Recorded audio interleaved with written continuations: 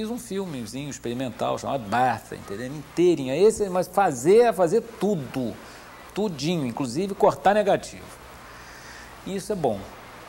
As escolas de cinema no Brasil, para te falar com franqueza, eu não estou muito, eu fui até professor um período de uma delas na UF, entendeu? Mas praticamente o curso que eu, na verdade, que eu dei lá foi apenas mais um bate-papo com os alunos, e umas experiências em Super 8, não havia possibilidade, não havia vídeo, não havia nada. Hoje as escolas aqui devem ter melhorado muito, eu imagino, porque já elas estão podendo contar com o instrumento do vídeo, entendeu? Porque sem você ter a possibilidade de experimentar com a linguagem, não pode criar nada. E com o vídeo, por mais simples que ele seja, você consegue demonstrar tudo. E efetivamente dá. Agora, o que eu acho é que não existem... Aqui nós temos como cursos regulares a UF, o curso da UF, e a UF sempre manteve... uma tradição de fazer curtas-metragens fortemente experimentais, o que é uma coisa muito boa. Até recentemente eu vi um trabalho recente deles, mas eu acho que falta um pouco mais em comparação com o que existe nos Estados Unidos, um pouco mais de informação sistematizada. Agora, cinema se aprende fazendo, não tem outra maneira de aprender, não.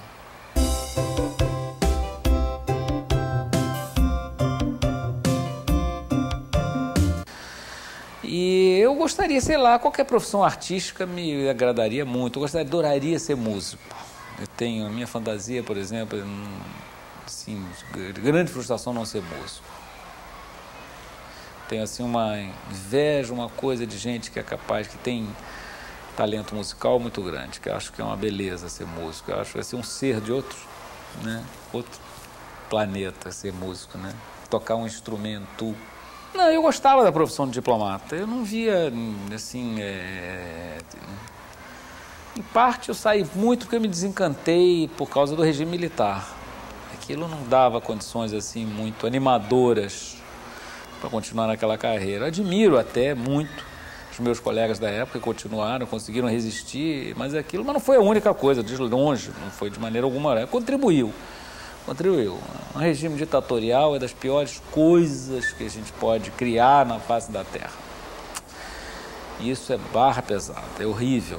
Aquilo eu já me referia a isso antes, é você viver entendendo uma dissimulação permanente. Você não pode ser o que você é diante do outro. É péssimo.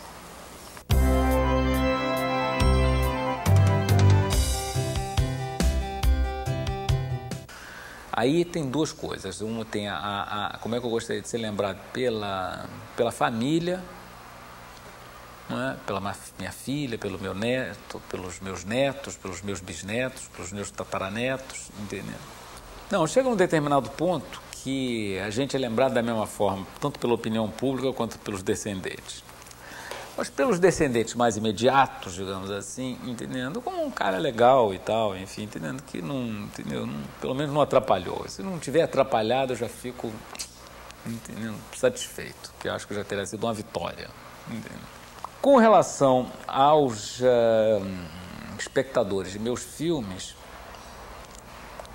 não sei, eu gostaria que eles, confesso que eu não tenho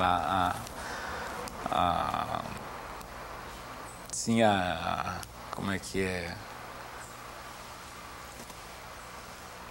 A nonchalance, talvez, do Jorge Luis Borges, que dizia, não, no futuro todos nós vamos ser esquecidos, e talvez seja melhor assim. Acho que não, acho que pela uma vaidadezinha, pelo menos que as pessoas ainda vejam os seus filmes, pelo menos nas cinematecas, eu já me ficaria extremamente gratificado, porque eu acho que cinema é um barato, entendeu? Cinema tem que ver tudo mesmo e tal, e que os meus filmes sejam vistos. Em certas gerações serão mais apreciados, em outras menos, não importa, mas que sejam vistos. O importante é que os filmes passem nas cinematecas. Por isso, cinemateca é uma coisa maravilhosa. O Rui Castro, no outro dia, disse assim, quando eu morrer, eu não quero ir para o céu, eu quero ir para um sebo, né? E eu estava pensando nisso, quando eu morrer, eu não quero ir para o céu, eu quero ir para uma cinemateca.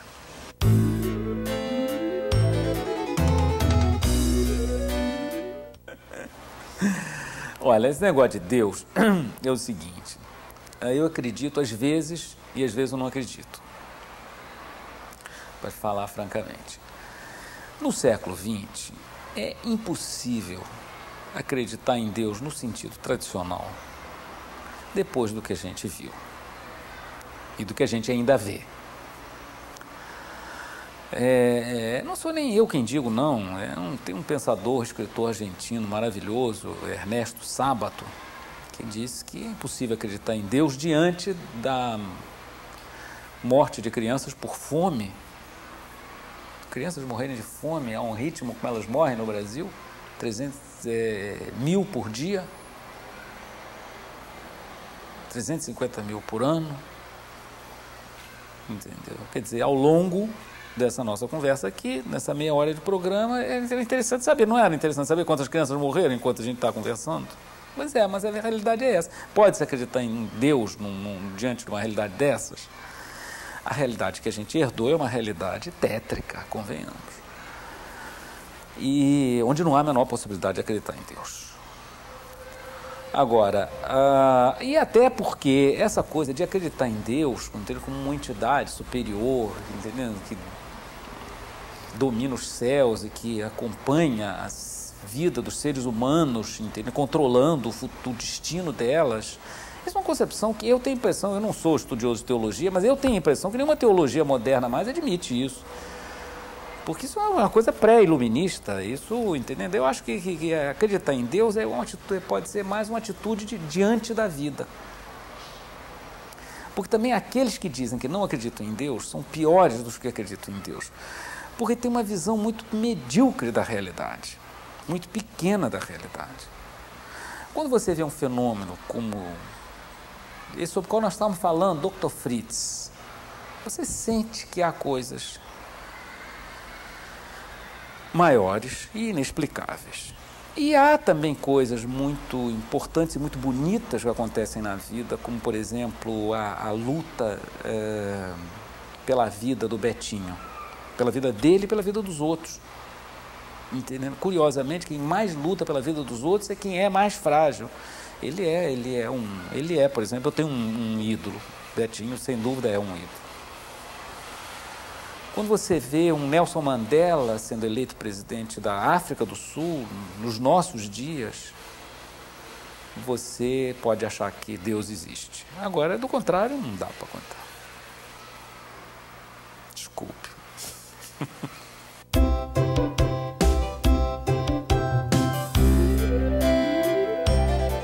É porque os projetos que eu